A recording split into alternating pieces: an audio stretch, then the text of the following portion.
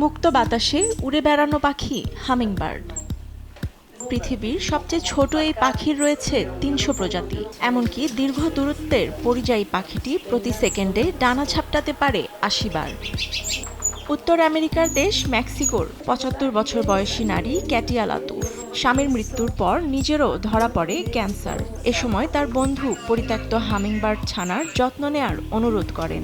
পশু পাখি লালন পালনে অভিজ্ঞতা থাকায় নতুন সঙ্গী হিসেবে গ্রহণ করেন পাখিকে।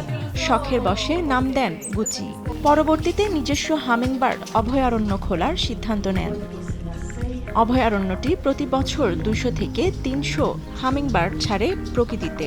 লাতুফ মূলত অভয়ারণ্যে ছানা ও প্রাপ্তবয়স্ক উভয় হামিংবার্ডকেই গ্রহণ করেন। রাস্তায় কুড়িয়ে পাওয়া আহত পাখির নেন বিশেষ যত্ন, রোগ নির্ণয় ও চিকিৎসাও করেন। এমনকি প্রতি ১৫ মিনিটে খাবার খাওয়ান পরম যত্নে। প্রতি বছর আমরা ২০০ থেকে ৩০০টি হামিংবার্ড ছেড়ে দিই। যত্নের পরও অনেকগুলো মারা যায়। আমি ২০১২ সালে শুরু করেছিলাম পাখির যত্ন। কিছু বছর ধরে বসন্তকালে একসাথে ১৩০টি হামিংবার্ড পেয়েছি। এই বছর পেয়েছি ৯০টি। সবকিছুই আবহাওয়ার উপর নির্ভর করে।